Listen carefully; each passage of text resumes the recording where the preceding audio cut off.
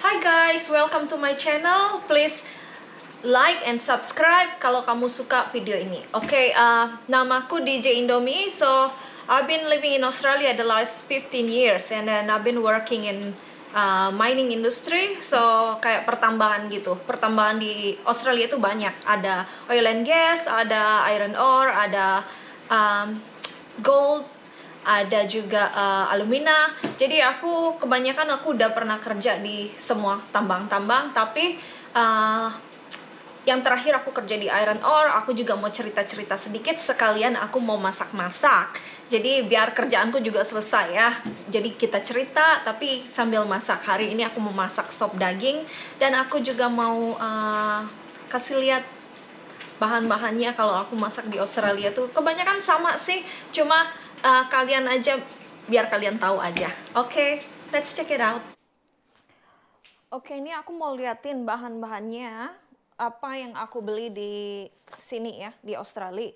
So, di sini kalau potato itu udah wash, jadi kita bisa makan sama kulit-kulitnya. It's okay. And then onion, ada yang kecil, ada yang gede. Nggak tahu kalau di Indonesia itu onionnya besar apa kecil. Terus celery stick.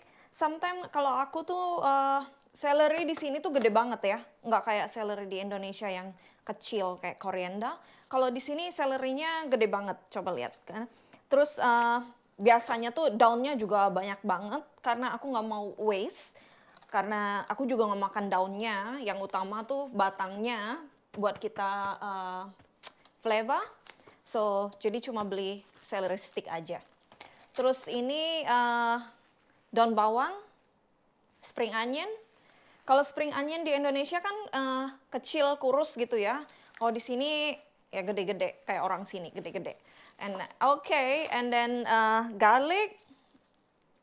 Garlicnya di sini sama carrot. Aku nggak seberapa suka carrot, jadi nggak usah banyak-banyak. And then ini sapinya, kalau di sini kan sama macam-macam, sama dengan sapi di Indonesia tuh. Kita kalau masak tuh yang bagian apa untuk masakan bagian apa gitu kan. Kalau di sini namanya chuck, so kayak chuck steak gitu. Chuck itu aku lupa ya, kayak chuck itu gini, kayak yang bagian ini, jadi dekat kepala gitu. Jadi lebih enak kalau mau buat kayak sup-sup, and kalau ada yang masaknya lama-lama kayak masak rendang gitu, ini enak nih dagingnya. Jadinya nggak cuma daging doang, jadi ada lemak-lemaknya sedikit gitu. Jadi kalau kita pressure cooker juga nggak lama-lama tapi udah tender. So iron ore itu biji besi. Biji besi, jadi tambang biji besi itu kebanyakan tambang biji besi itu paling besar tuh di Western Australia.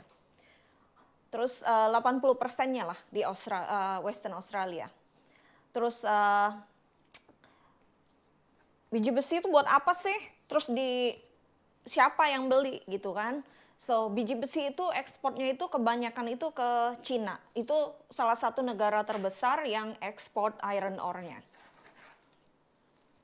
Terus kenapa Cina banyak beli iron ore dari Australia? Karena Cina itu negara berkembang. Jadi mereka itu dalam tahap pembangunannya itu banyak. Buat apa sih gitu kan? Buat apa sih? Jadi iron ore itu mereka buat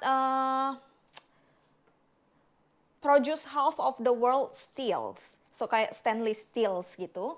Itu untuk building kayak infrastructure kayak bridges, terus transportasi, construction. Jadi semuanya yang kebanyakan yang kita building gitu untuk bangunan-bangunan gitu, itu semuanya itu terbuat dari iron ore.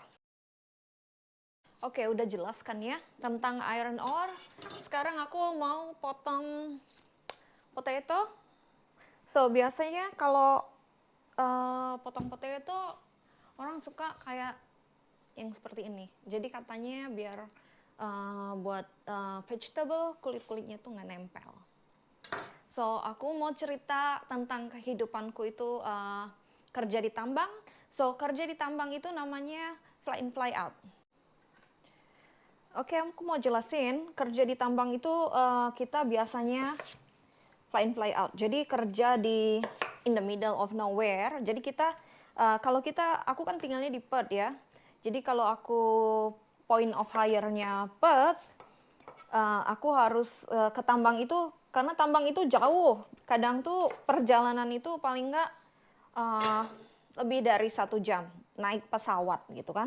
Naik pesawat, dan kalau kita kerja di tambang itu biasanya rosternya ada yang kerja 3 minggu, libur 1 minggu, ada yang kerja 2 minggu, libur 1 minggu, ada yang 1 minggu kerja, 1 minggu libur. Itu tergantung perusahaannya.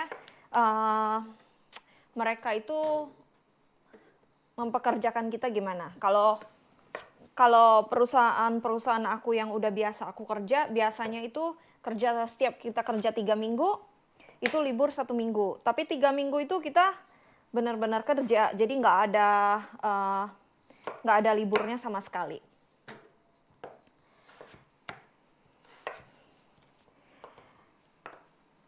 Satu hari itu ada perusahaan yang kerja 10 jam, ada yang kerja 11 jam, ada yang kerja 12 jam. Jadi tergantung juga ya. Tergantung kamu kerja di perusahaan apa. Karena di tambang itu biasanya bermacam-macam perusahaannya, banyak banget. Tergantung mereka dapat kontraknya ngerjain apa gitu loh. Terus kalau perusahaan aku kerjanya itu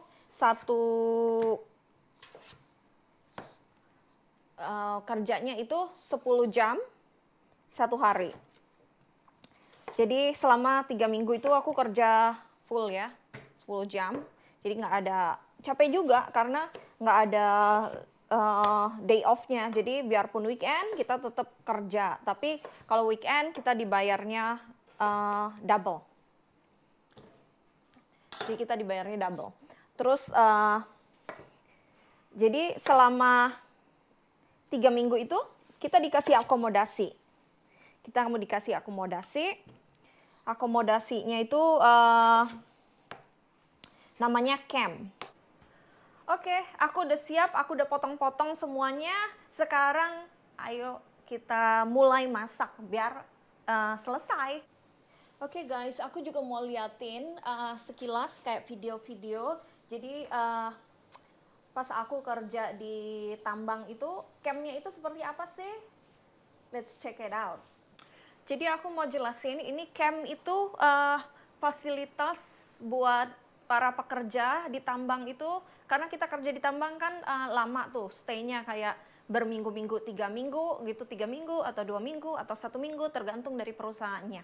Jadi ada di camp itu ada apa aja sih? Jadi camp itu ada akomodasinya, ada room. Jadi setiap orang tuh dapat kayak ensuite gitu. Jadi ada kayak bedroom sama toilet masing-masing. Terus mereka juga nyediain catering, jadi ada tempat makannya juga, kayak jadi tempat makannya juga lumayan enak, ada chefnya, jadi mereka juga kasih kita makan itu dari breakfast, lunch, dinner, ya 3 kali lah ya, 3 kali. Terus juga ada cleaning laundry, jadi cleaning itu mereka cleaning room kita, jadi enak. Jadi kita kerja di sana itu kita taunya cuma cari duit, kerja, pulang, udah dimasakin. Kadang juga ada yang dicuciin bajunya, kadang ada cuci sendiri, tapi laundrynya juga enak, bersih, bagus gitu. Terus ada juga, mereka juga punya bar kalau orang-orang mau socialize after work. Jadi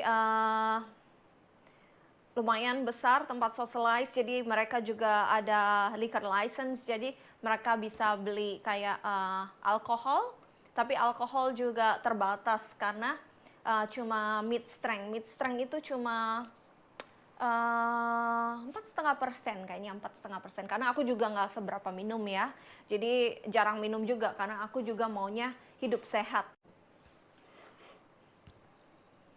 Terus kalau yang mau hidup sehat selama di camp, jadi pas kita tinggal di camp itu kayak kita tinggal di sana 3 minggu ya, 3 minggu kerja di sana itu lebih gampang untuk mendisiplinkan diri sendiri karena ada gymnya, jadi semua gratis. Jadi gaji kita tuh full gitu dipegang sendiri. Jadi kalau mau hemat juga bisa, semuanya bisa ditabung karena makanan gratis, akomodasi gratis, nge-gym juga gratis. Kamu mau kayak kadang juga ada golf, ada football, ada tenis, ada macam-macam lah, ada basket. Tergantung kamu mau pilih itu aktivitasnya setelah after work itu apa. Dan juga dari makanan-makanan itu tergantung kita yang pilih. Jadi chef itu masak. Jadi kalau kamu mau hidup sehat, kamu bisa pilih makanan-makanan yang sehat ya, kayak salad, macam-macamnya itu. Jadi nggak seberapa fast food ya, nggak seberapa fatty food gitu. Terus lunchnya mereka sediain kayak lunchbox, kita bisa pilih sendiri mau lunch kita itu apa. Jadi tergantung creativity kita itu sendiri. Jadi kalau misalnya kita mau diet, mau paleo, mau keto, mau macam-macamnya itu, make your own lunch, okay? So di sini tempat kerja aku itu deket sama kota. Kalau kalian bisa Google itu namanya Marble Bar. Marble Bar bisa lihat di aku kasih lihat ya. Kalau kita search di Google itu, Marble Bar itu kota yang paling panas di Australia. Tapi kalau sebenarnya banyak sih mining di Australia tuh banyak banget. Jadi tersebar kemana-mana, apalagi Western Australia. Nah, tempat aku yang kerja ini, kebetulan aku dapat yang daerah yang terpanas. Kenapa terpanas? Karena kota ini letaknya itu di kayak gurun ya, kayak gurun pasir. Jadi kalau pas panas, panas banget. Kalau pas dingin, dingin banget. Terus juga humidity-nya itu tinggi. Karena letaknya itu di daerah kayak Khatulistiwa. Jadi panas banget. Tapi di camp kita juga ada swimming pool. Kalau kita mau pulang, mau nyebur juga bisa. Oke guys, masakanku udah mau siap sebentar lagi. So, itu aja cerita-ceritaku tentang kerja di Australia. Jadi kalau misalnya ada yang mau tanya tentang kerjaan-kerjaan di Australia, pengalamannya apa aja, terus apa aja yang dibutuhin, berkaitan dengan kerja di tambang ya, itu bisa komen di bawah. Dan jangan lupa like and subscribe. Jadi besok-besok aku bisa upload video lagi, cerita-cerita lagi tentang kehidupanku di Australia. Oke guys, have a good day. Thank you. Mwah.